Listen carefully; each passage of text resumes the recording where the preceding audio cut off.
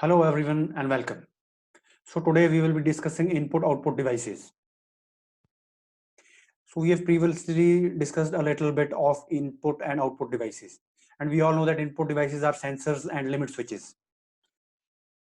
Now the first of all we will discuss the limit switches. The limit switches can be classified as mechanical switches and proximity switches. So first of all we will discuss mechanical switches. Mechanical switches generates an on off signal as a result of mechanical input, and we all know what a mechanical signal is.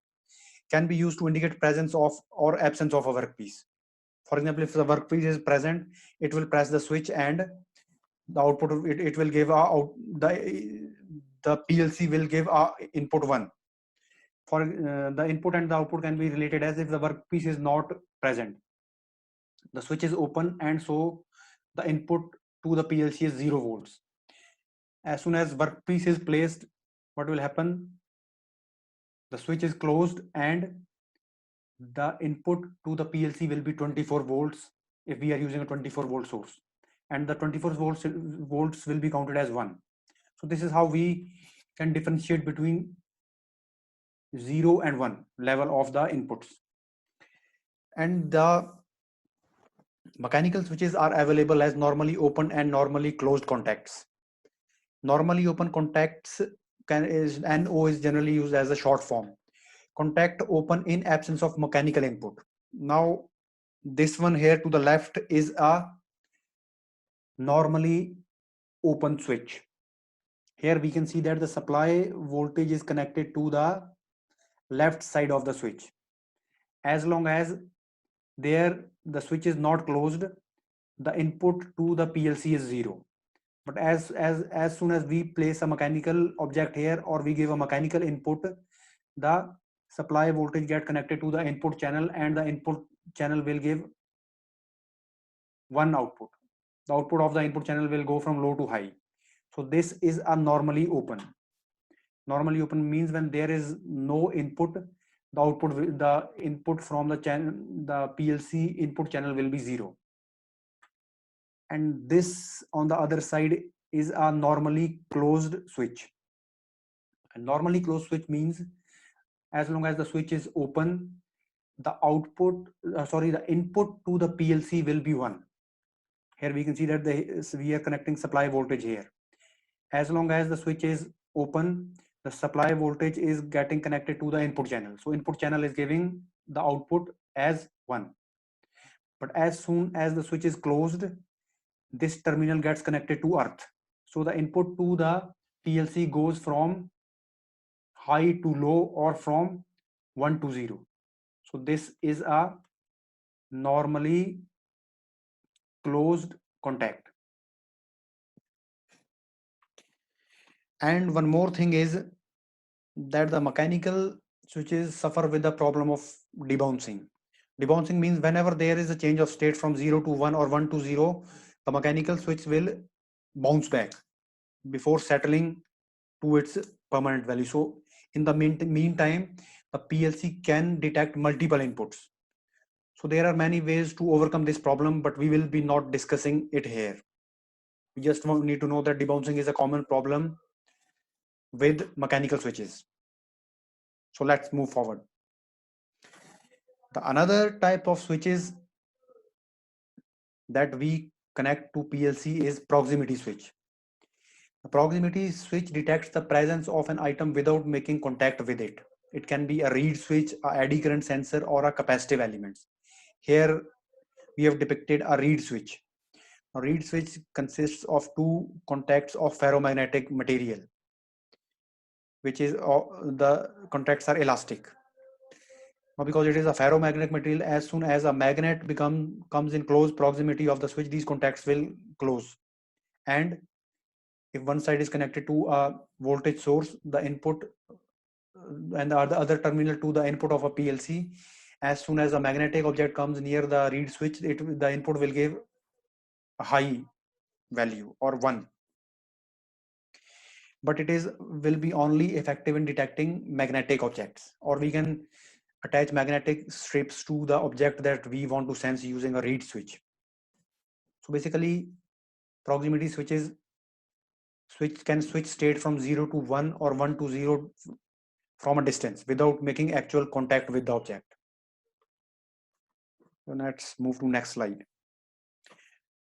Now, one of the most important thing while making the hardware connection to the PLC, or while connecting the sensors or the actuators to a PLC, is to understand the term sourcing and syncing.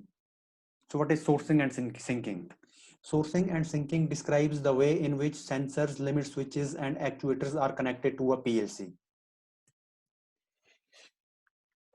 So the sourcing and syncing basically determines the way in which we have to make connection of a sensor or an actuator to the PLC. There are two different ways. And the sourcing and syncing is used in conjugation. For example, if the sensor is a sourcing sensor, then the PLC input will be a syncing input. Similarly, if the sensor is a syncing sensor, if the sensor is acting as a syncing sensor, then the PLC input will be acting as a source. So let's discuss the first case. When we are using a sourcing sensor and syncing PLC input. The sourcing sensors are also referred to as PNP sensor. So basically the sensor is acting as a source.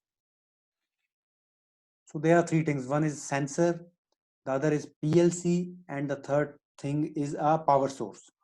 When we are using a sourcing sensor, the positive terminal of the power source will be connected to the sensor, and the other side of the sensor will be connected to PLC input.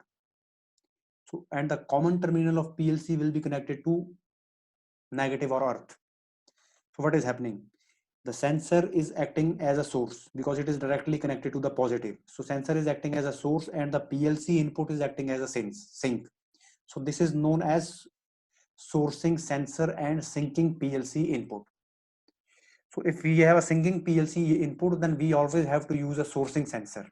If we are using a syncing sensor with a syncing PLC input, then it will not work properly. And generally sensors, the data sheets of sensor are supplied are already marked with PNP or NPN. PNP means that it is a sourcing sensor and NPN means it is a syncing sensor. So sourcing sensor means that the positive terminal is connected to the sensor and the other terminal is connected to PLC and the common terminal of PLC is connected to the negative of the power source. Similarly, syncing sensor, which is known as NPN, and sourcing input. So in this case, the input will act as a source. The positive terminal is connected to common of PLC and the input, the current will come from input to the sensor and from other terminal of sensor to the negative terminal of the battery. So this is a syncing sensor sourcing input. It seems a bit confusing, but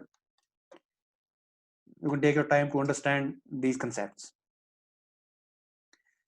So similarly, as with the sensors, the same is the case with the loads or the actuators.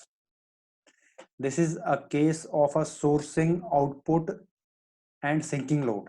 So the output of the PLC is acting as a source, which means that the positive of the power source will be connected to PLC, and then the output of the PLC will act as a source and the output will act as a source and then the load will be connected to the negative terminal. So this is a sourcing output and syncing load when the output of the PLC act as a source. And this figure here is taken from the data sheet of a PLC manufacturers. Here, this is basically acting as the PLC is acting as a sourcing output and the load is acting as a sink. So let's see the connections. We are having a 24 volt DC supply to the PLC. One terminal of the supply voltage will be connected to plus V of the PLC and the negative terminal will be connected to common of the PLC. Now the positive terminal of the PLC will be, and these 0, 2 through 7 are the output channels of the PLC. and the plus V of the PLC is connected to all these output channels. So which means that the output channels 0 through 7 are acting as a 24-volt DC supply. So they are acting as a 24-volt DC source. Now when we connect a load to say 0 output, then the other terminal of the load is connected to common of the PLC and the negative terminal of the battery. So the output of the PLC is acting as a source and the load is acting as a sink. So this is how we connect a sinking load to a sourcing PLC. Hope that is clear. Now we have understand how to make connections to the PLC. Let's see a practical example of a sensor. Now we all know what a sensor is. We will be discussing encoders. Encoder is basically a angular displacement sensor. It is used to detect angular displacement. And one more thing that we need to discuss is that the output from a PLC can be a digital as well as analog. If the output is analog, before connecting the output of the sensor to the PLC, we have to convert it into digital. We will have to use an analog to digital converter. And once it has been converted to digital form, it can be connected to the PLC. But here it is mentioned for the case of encoder that the output is in the form of digital pulses. So the output from the encoder is in the form of digital pulses, which will be connected to the input channel of the PLC directly without using an analog to digital converter. So basic working principle of an encoder is it consists of a rotating disc coupled with the shaft. So we will attach the disc to the shaft whose angular displacement we want to measure. And there will be some light emitting diodes and light sensing diodes used with the encoder.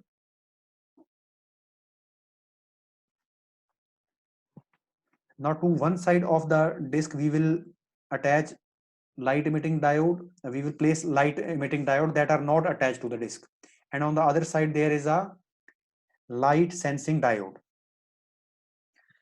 and the disc is slotted. Now what is happening when the disc is rotating? As soon as a slot comes in front of the LED, and the LED and the LSD are in line, when the slot comes in front of the LED, the light will pass through the slot and the LSD will sense the light signal. And as soon as the LSD senses the light, it will give a high voltage signal to the PLC. The output from the LSD will be connected to PLC. So as soon as the slot comes in front of LED, in between the LED and LSD, the output from the LSD will go from low to high. And as the disc rotates further and the slot moves, and this part of the disc comes in front of in between the LED and LSD, then there is no light following on the LSD, so the output from the LSD will be 0. So the PLC will sense a 0 input. So the output from the encoder will be in the form of pulses of 1010. By counting the number of pulses, we can determine the angular rotation. Now suppose if there are 12 slots in the disk. So the resolution of the disk is 360 divided by 12 into degrees. Now by counting the number of pulses and multiplying it by resolution, we can determine the angular displacement of the disk, or conversely that of the shaft to which the disk is coupled. So this is the basic working principle of a optical encoder. Now optical encoders are classified as incremental encoders as well as absolute encoders. The incremental encoder, as the name suggests, will give the rotation between two intervals, whereas the absolute encoder will determine the rotation with respect to some absolute datum. So we will not be discussing absolute encoders, but we will discuss incremental encoder. So this is basically example depicting incremental encoder. Now suppose that we are using this disk LED and LSD assembly attached to a shaft to determine its angular displacement. Now the output from the LSD will be connected to the input channel of a PLC. So when the disk is rotating, the output from the input to the PLC will be in the form of pulses. By counting the number of pulses and multiplying it by the resolution of the encoder, we can determine the angular displacement. But we cannot determine whether the disk is rotating in clockwise sense or in anti-clockwise sense. To determine the sense of rotation, instead of one track, we will use 3 tracks, which means that if this is one track, then there will be another track of slots concentric with this one, and there will be a third track there. So there will be 3 tracks. The inner track will have only one slot. Now let's see how it works. Suppose when the disk is rotating clockwise, suppose this is the the slots are moving from left to right. So when the slots are moving from left to right, as soon as the inner track comes in front of the slot, the inner slot comes in front of the LED, the output from the inner track will be high, and similarly the inner track is in line with the outer track, so the outer track will also give a high output at the same time, whereas the middle track is slightly lagging the outer track and the inner track. So the output from the middle track will go high after a slight delay. So when the disk is rotating in clockwise sense, the outer track is leading the middle track. The inner track is basically a reference track. Similarly, when the disk is rotating in counterclockwise sense, so it is coming from left to right. So the first, as soon as the inner track detects a high, it will be followed by a middle track and then by the outer track. So in this case, the middle track is leading the outer track. So by seeing the sense whether the outer track is leading or the middle track is leading, we can determine the sense of rotation.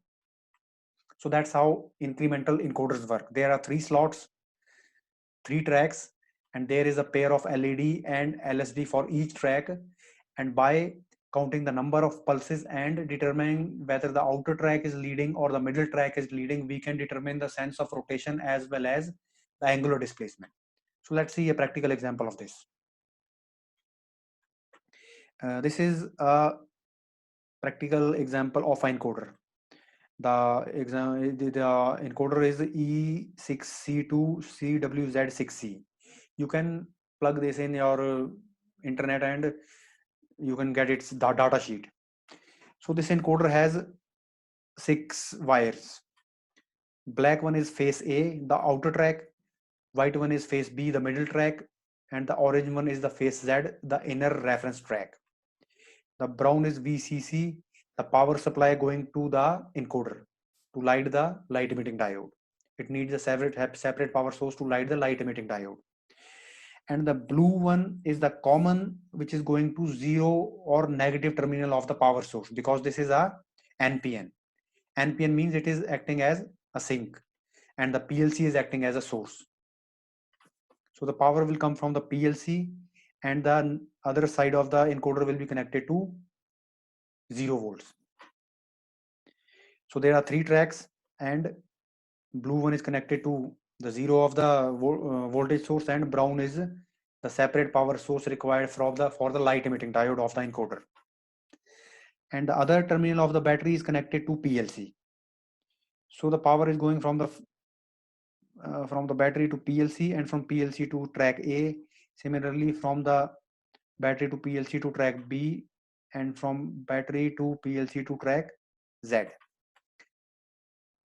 So this is how we will connect a encoder to a PLC. In addition to this, here we can see a counter, and the purpose of the counter is to count the number of pulses. I hope that is clear, and you can check the data sheet of this encoder. And here this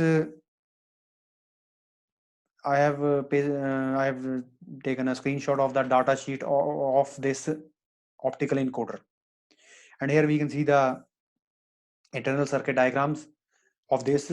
So here the black is phase A, white is phase B, and orange is phase Z.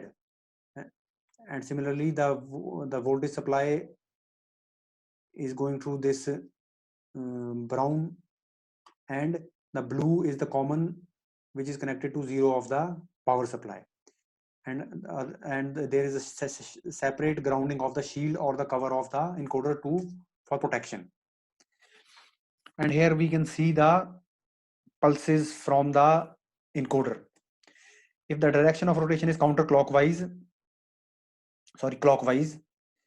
as viewed from the shaft end, the reference track or the phase Z will lead the outer track, which will lead the middle track. So here we can see that phase Z goes high, after that phase A goes high, and after that phase B is lagging the outer phase by some 1/4 degree to 1/8.